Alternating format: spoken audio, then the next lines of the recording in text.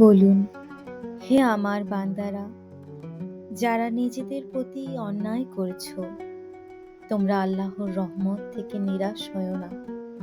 নিশ্চয়ই আল্লাহ সকল গুনাহ মাফ করবেন।